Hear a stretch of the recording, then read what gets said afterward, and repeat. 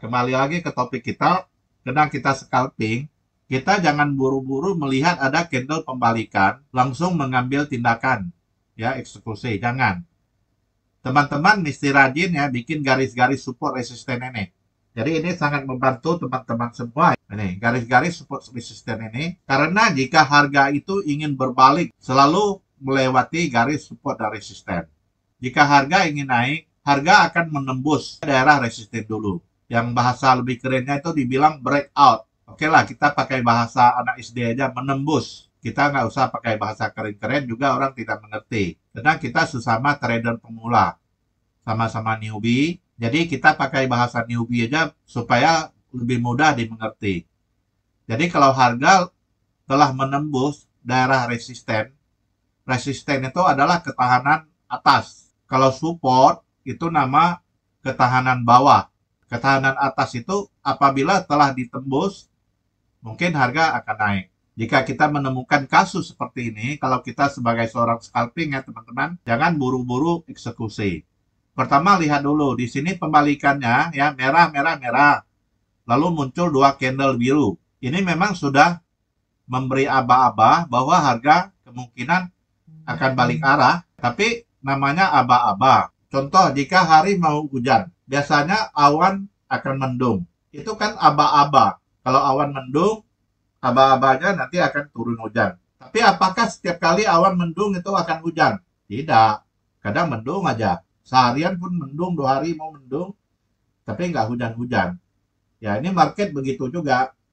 Biasa candlestick ini memberi kode-kode ke kita bahwa harga selanjutnya ini akan kemana. Tapi itu hanya merupakan kode, belum kenyataan. Karena market ini adalah ilmu seni, teman-teman, bukan ilmu pasti. Pernah saya jelaskan, ilmu pasti itu 1 tambah 1 sama dengan 2. Tapi kalau di market enggak. Karena kita hanya bisa menganalisa candle yang telah lalu. Candle berikutnya kita nggak tahu. Contoh, ini candle merah panjang ini. Kenapa bisa dadakan panjang begini? Di sini karena banyak yang jual. Di sini ada market maker masuk. Atau pemodal besar masuk. Banyak pemodal besar di sini menjual barangnya. Jadi kita harus paham dulu bahwa trading di market itu sama dengan hukum dagangnya supply dan demand. Kalau demand itu banyak, permintaan itu banyak, harga akan naik. Kalau supply itu makin banyak, kalau penjual itu semakin banyak, maka harga akan turun.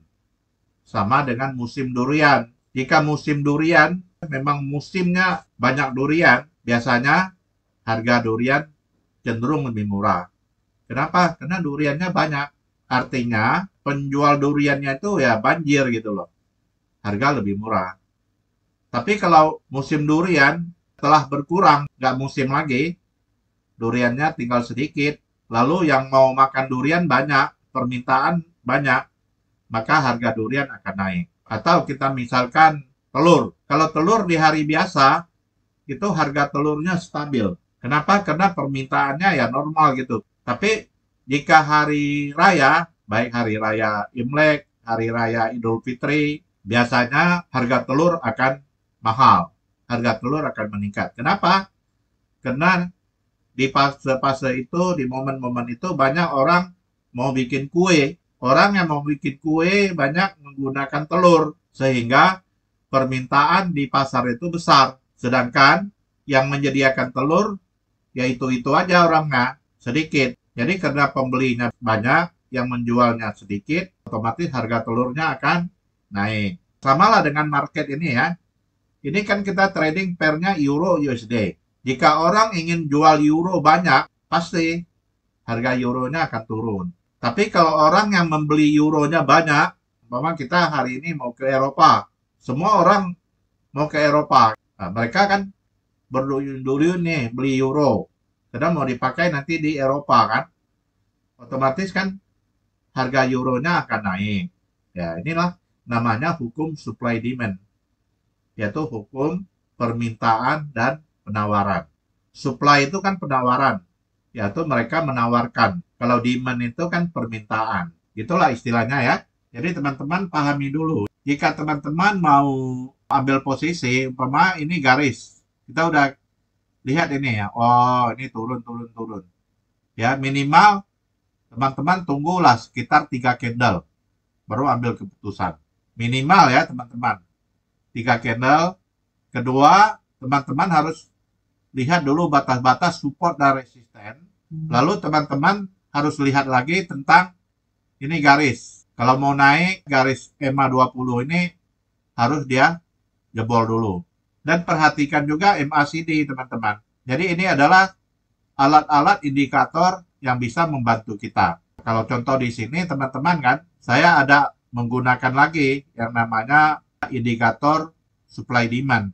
Indikator supply demand ini kecanggihannya gimana? Setelah harga menyampai di sini, kecenderungannya menandakan bahwa di sini harga tidak kuat lagi untuk turun. Nah, jika teman-teman tidak punya ini, teman-teman juga bisa menggunakan garis-garis support dan resisten juga sebagai alat bantunya. Teman-teman lihat di sini ya. Di sini adalah harga pembalikan arah. Yang kita bikin ini trendline ini ya teman-teman, garis yang saya bikin ini ya. Cara bikinnya adalah ambil di trendline ini trendline. Kita letakkan di mana kita mau. Tadi umpama di sini. Lalu cara setting trendline ini, klik yang di ujung, yang warna ini, klik ke kanan. Yang di ujung ini ya teman-teman, yang kayak ada cahaya ini, ya ini ya. Lalu pilih properties, lalu ke parameter. Ini ray-nya jangan dicentang teman-teman. Kalau ray-nya ini dicentang, dia nanti trendline-nya jadi memanjang. Ini ray ini kiri kanan ini dibiarin kosong aja. Lalu ini bisa dipindah-pindahkan teman-teman. Tidak perlu kita ngaris bahwa di sini udah terlampaui. Kita mau pakai ini, kita ambil aja lagi. Klik yang di tengah ini. Nah ini bisa kita pindah-pindah. Nah ini kita mau pindahkan ke sini boleh. Contoh di sini harga turun-turun. Pertama di sini supportnya. Ini kita tarik lagi satu. Lalu harga terakhir supportnya di sini. Ini harga turun menjadi support di sini ya teman-teman. Lalu harga naik sampai sini. Ini sebenarnya supportnya di sini teman-teman. Harga turun warna merah.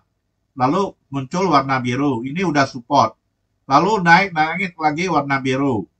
Lalu muncul candle merah. Inilah resisten. Cuma resisten di sini kenapa nggak sejajar dengan sini? Ini namanya gap down. Lihat ya. Ini namanya candlenya melompat. Biasa di market sering begitu. Lihat di sini candle melompat turun. Nanti supportnya di sini ya. Kenapa candle birunya di atas? Ini melompat naik. Jadi sini melompat turun, ini melompat naik. Itu adalah untuk mengimbangi. Supaya dia balance. Berarti kan ada jarak nih. Dari atas ini ke sini. Lalu kalau kita kasih garis. Nah ini ada jarak nih kalau kita kasih garis.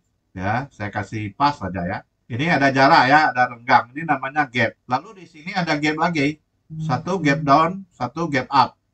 Ini gap turun, ini gap naik. Antara jarak ini dengan jarak ini, lihat sama nggak? Sama ya. Biasa kalau ada gap, nanti ada gap lagi yang menutup. Biasanya begitu. Supaya terjadi balance, terjadi keseimbangan. Ini ada gap turun, di sini gap naik. Ya udah selesai nih gapnya.